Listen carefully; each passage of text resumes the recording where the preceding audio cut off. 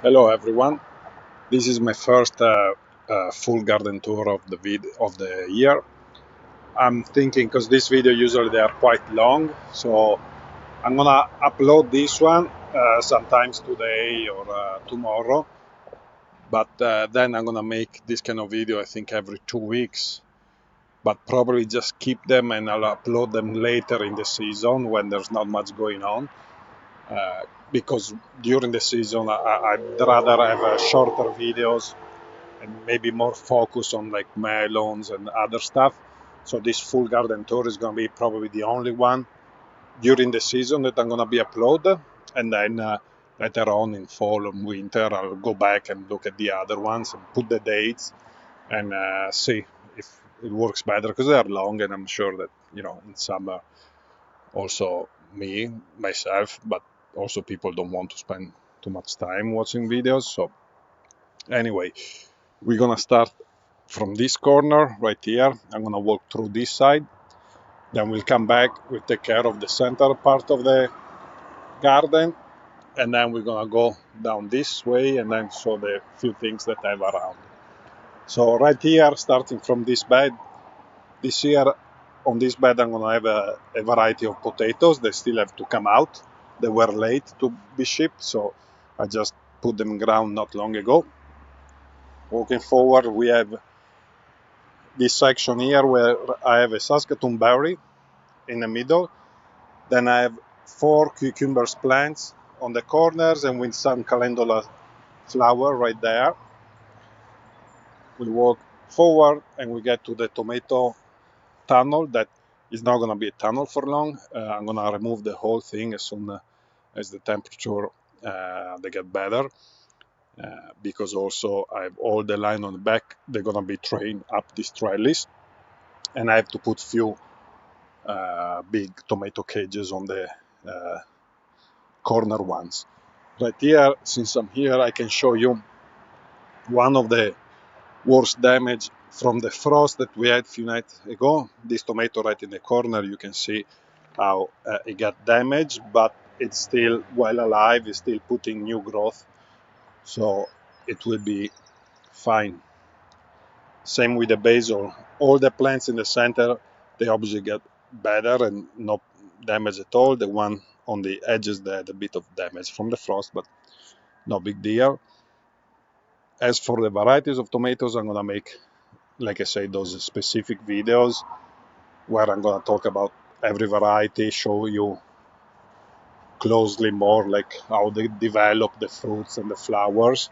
I also have a few melon plants that I'm gonna be training up this trellis. We'll see how that goes. Keep walking, and I have my extra pepper plant that didn't go in ground. I put in these nursery pots, and I'm gonna keep them there, see how they go.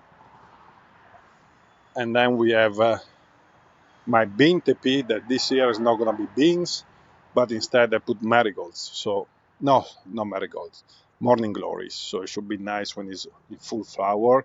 Hopefully they're gonna put out lots of bloom, and we'll see how that one looks. I have also a little cucumber melon hidden in there.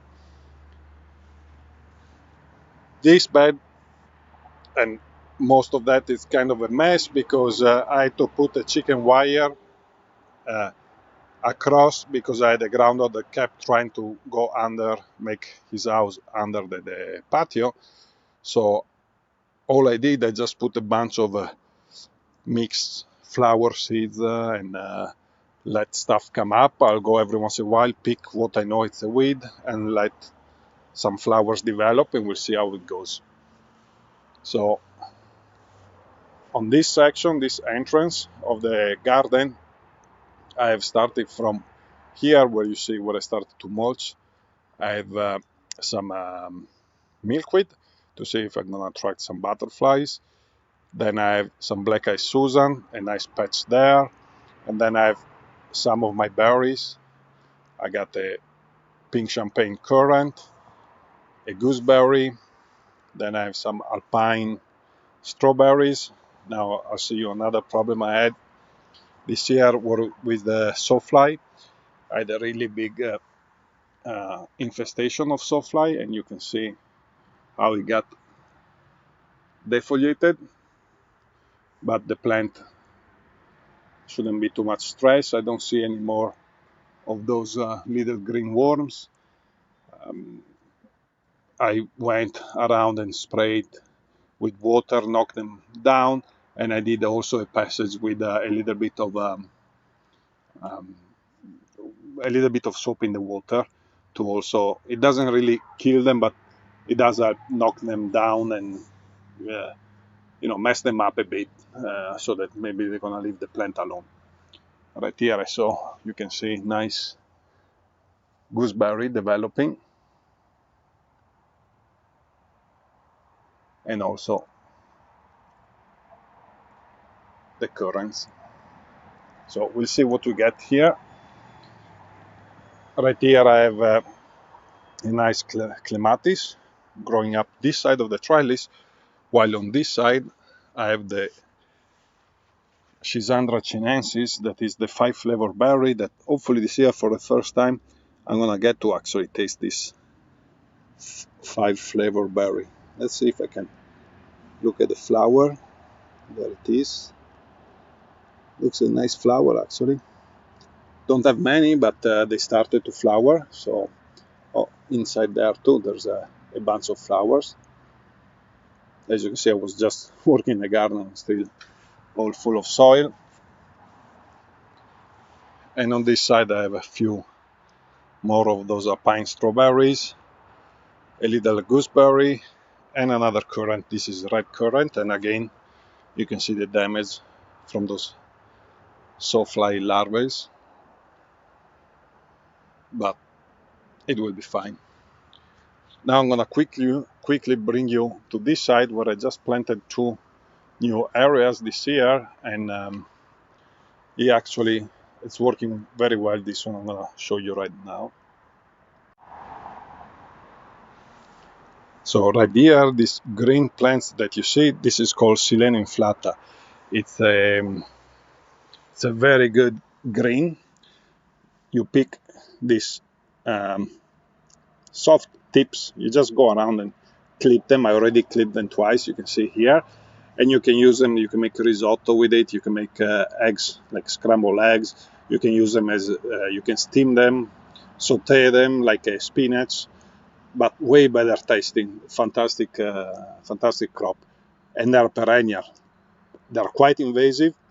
I found out because these plants that you see big, I had them on another side of my garden, and I let them go to flower, and I found millions of little seedlings that I'm still pulling out, trying to keep down. So I decided to give them an area where I wouldn't mind if they take over. I just put in the back, I put a goji berry there, that it would look nice if the goji berry take kind of the background. And then all around I'm gonna have this green crop that it's just in spring, because then they get tough, but it should look very nice.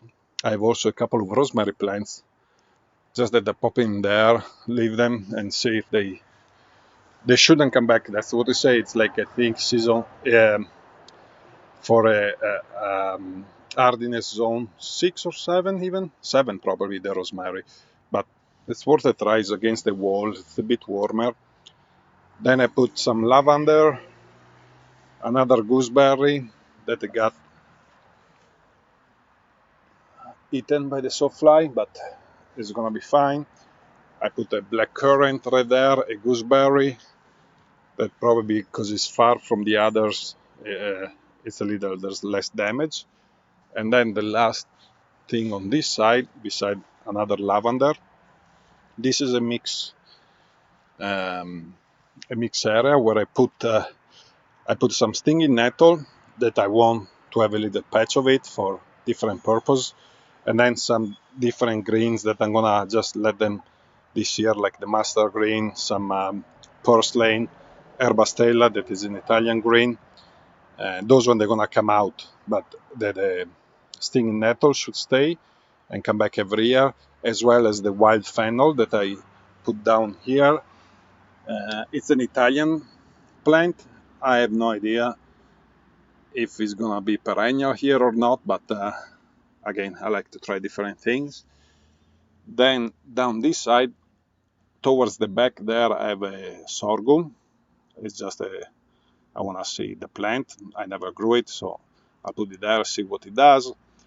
I have some wormwood, some what is it called, wild lettuce. It's like a medicinal plant, and some blue flax that I never grow. Same thing. I want to see how the plant look, but they're gonna come out. This bed eventually is gonna be just maybe the wormwood on this area, stinging nettle, and hopefully the wild fennel if it takes.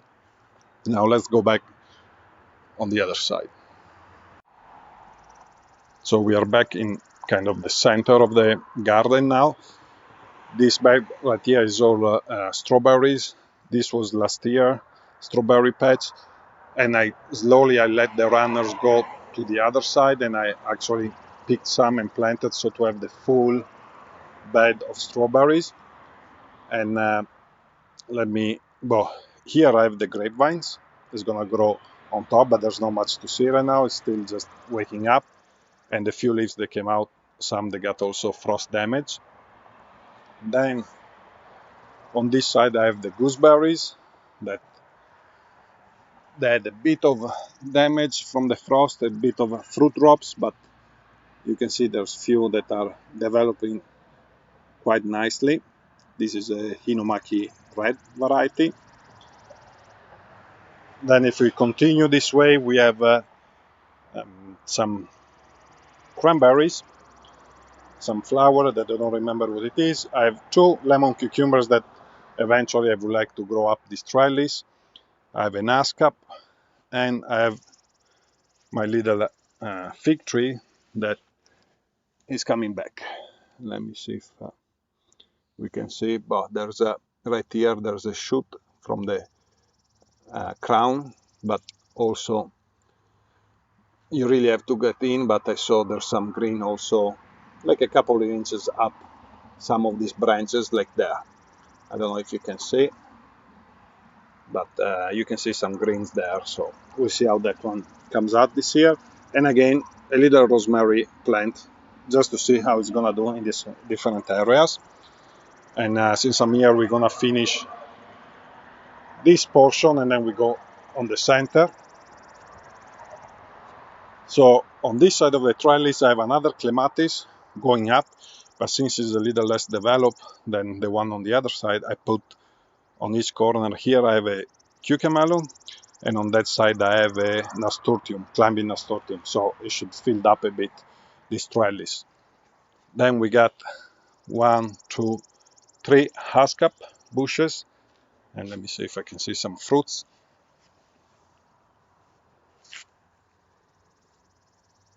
You can see all the berries. Really nice, really strong, hardy bush, this one. The frost didn't, it seems like it really didn't do nothing to this bush. It's nice, loaded with lots of berries ready to ripe. Next we have the black currant, another big hardy bush, always producing tons of fruits.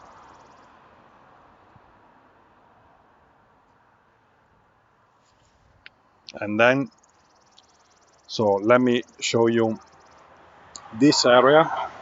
This long strip is gonna be all sunflowers, so it should make a nice wall of sunflowers on this side, while this bed, it's kind of a mixed bed. I have some sweet peas going up this trellis. I have some Swiss chard on the 2 sides here, a zucchini plant. I have some radishes that I might take out. I can show you here what I was talking about, the Silene flata, how invasive it is. If you can see all these little green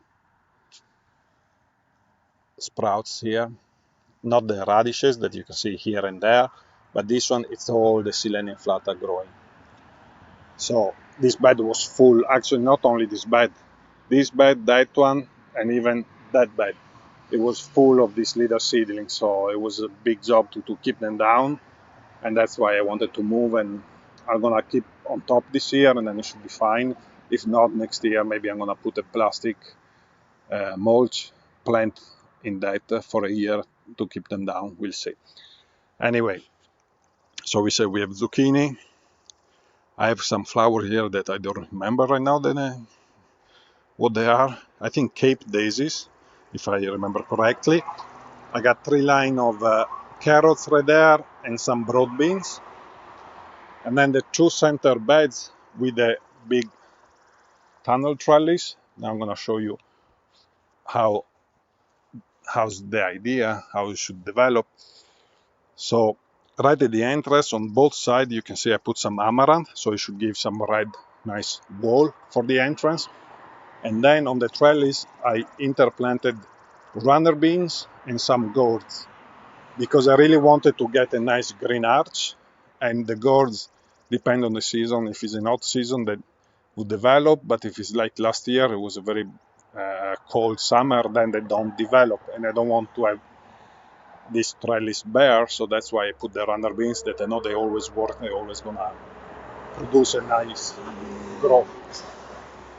So on the left side here, I have some malva to go up this trellis. I have some more Swiss chard, another zucchini, and then right there you can see I have a little bit of garlic and some leeks that I keep all in this square because I think I'm gonna have to cover it because I had a few problems with the garlic moth in the past years.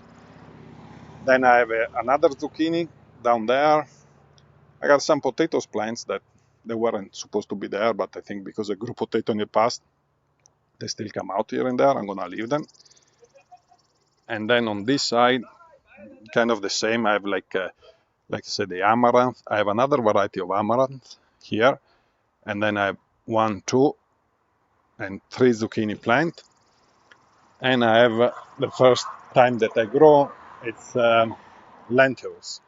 So I never grew them before. Again, it's probably something I'm not gonna grow again, but at least once in my lifetime I wanna try to grow everything. So these are lentils. We'll see how those one goes.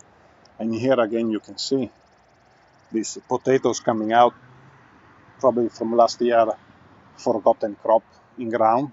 I got quite a bunch popping out even there, and it's gonna be nice to have some extra potatoes.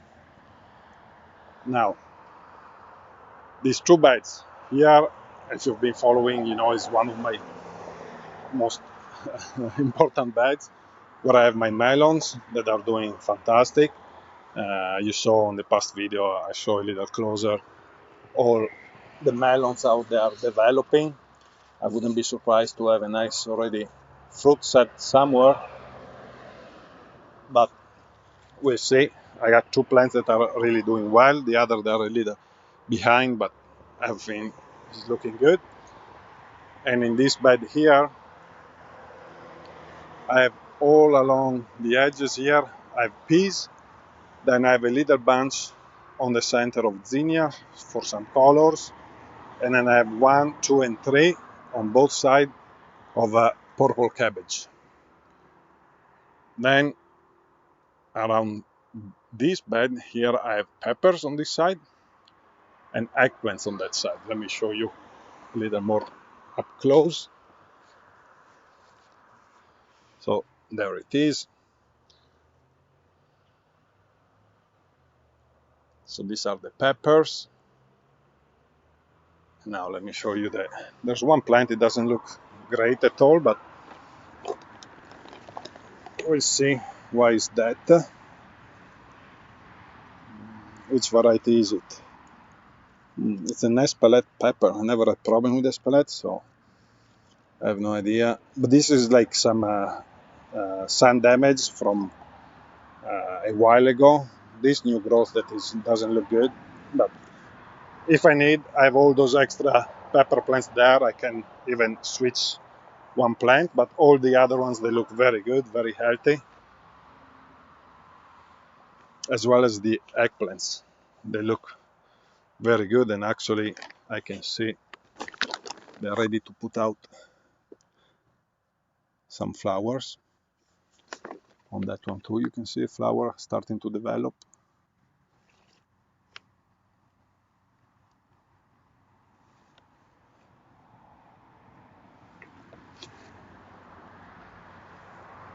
and now this end of the garden. So on this bed right here, I have more strawberries around, and in the center, those two bushes are chums. I have two varieties of chums that they have a little bit of fruit left. Some they drop because probably of the frost, but there's few that are hanging on. So I'm really looking forward to try to see how they actually taste. This one on the left, I have another variety of potatoes down there. I have two zucchini plants that I'm going to show you are the one that took the most damage from the frost. I have some marigolds here in the front and my fig tree that is doing fantastic. You can see all the growth, all those green buds. Now, so definitely it worked the way of burying it into the ground to keep the plant alive, not only by the roots, but actually up to almost the tip of the branches. Now the question is going to be, is it going to produce any fruit? Those one we're going to have to wait. I don't see any fruit buds. They're still too small to see which one are the fruit buds, which one they are just leaves.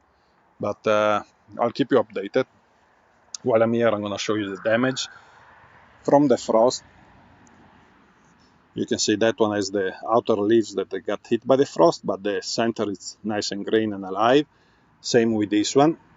You can see these leaves, they die from the frost. This one too took a little bit of a beating, but then the new growth is green. So yeah, I might have lost a couple of weeks, but zucchini, they are a fast grower, so hopefully they're gonna grow back to full strength and produce a decent crop. Along this other side here, I have a nice salvia plant there, and then I have my popcorn plants all the way until there, where I have a rat tail radish on the corner. And then coming this way, I have raspberries, and I have my two kiwis that they got hit pretty hard by the frost, and sadly I think I'm not sure I'm gonna get any crop because they were actually flowering. Let me see if I can see some flower buds, or they're actually dropping, see, down there. But maybe some they were a little behind and they gonna open. Maybe it's gonna put up some more. I see another one here, but it looks it might be, yeah. So we'll see. The plant is gonna survive clearly, but this crop might be gone for this year. On this side here, you got some rapini flowering. It didn't really produce. I just let it go to flower. It's okay for the bees and whatever animal wants it. I planted some blackberry canes that I don't know if they took. We'll have to wait a bit. And down that way, I have two lingonberries, my wintergreen berry, and then right there again, I'm still trying to get some wild leeks going on, and it's very. I think you call them ramps in some area. They're very hard to grow from seed, but I'm gonna try again. Now I'm gonna bring you quickly by the pumpkin patch that I still have the beans to protect them, because I just saw that even next weekend, Friday or Saturday, the temperature they might go down to 4 Celsius. So I'm probably gonna cover them up again, and even some other stuff like the cucumbers. But since it's a long way to go bring back and forth all the beans, so I left them there. Now I'm gonna show you. So on this side, we start with here I have a little apple tree. Then I have the red curry squash. I have two butternut squash. Actually, no, one butternut, and that's a violina. It's an Italian butternut-looking squash. Then I have another butternut squash right there. In the center, I have a Georgia candy roaster. And then again, butternut squash, violina, butternut squash, and down there, The last one, it's a blue Hubbard. While on the other side, there are, beside that last one there, that is a small sugar pie, all the other ones, they are all a variety of a jack-o'-lantern pumpkin for Halloween, for carving.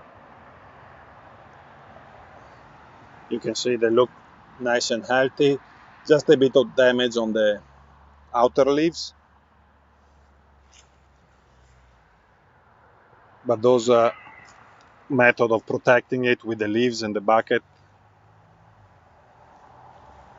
definitely work. And I have my little hazelnut bush right there. Now next stop is going to be the herb garden. Before the herb garden, actually, I'm going to show you the section here. It's where I put peas first and then the beans. And again, the beans, if you saw my video on how to protect them from the frost with the solo caps upside down and then a cardboard laying on top, they really did well and there was zero damage.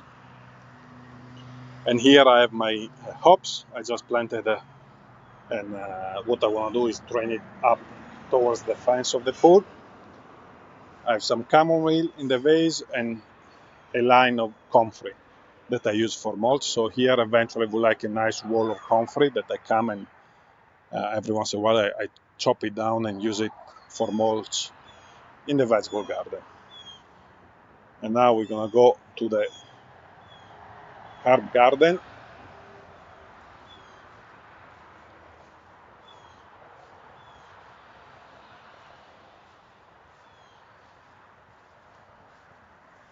I don't even remember all the herbs I have. I'll try.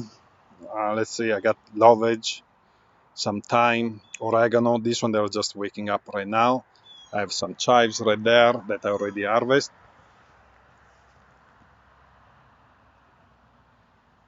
And then that's an hyssop plant. Then I have right here, I planted some dill that is coming up. Then I have a cornflower right here, some salad burnet, some sorrel, red vein sorrel, salvia that I'm happy is surviving, is coming back.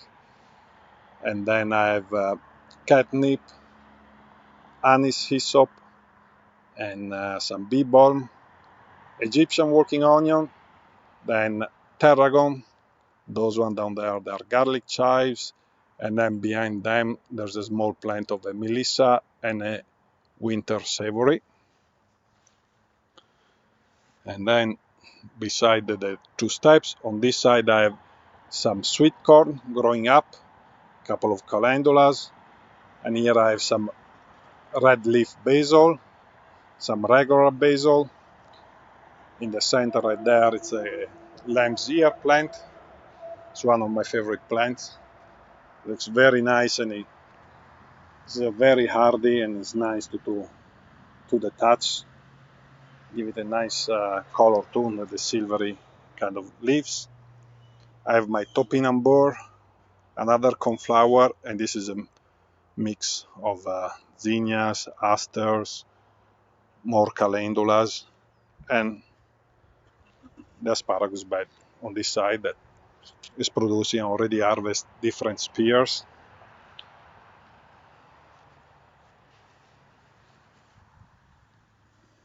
There's one there almost ready. And I have some pests. I think they're asparagus beetles. Let me see if I can show you. If it's gonna focus on them or not. There they are. I don't know if I'm gonna do something about them. I'm gonna have to do some research if they are really dangerous, like they make lots of damage, or if it's just part of growing asparagus. You got nice spear there, some more down there, and most of the garden. It's here. Here it's a bit of a mess. I'm still working. I have a rhubarb going wild. Then I have all my fruit trees and a few tomatoes down in that corner. And I have those melons on top of the garage that I have no idea how they're doing. Soon I'm gonna take the ladder and go to check them out, and I'll show you how they're doing.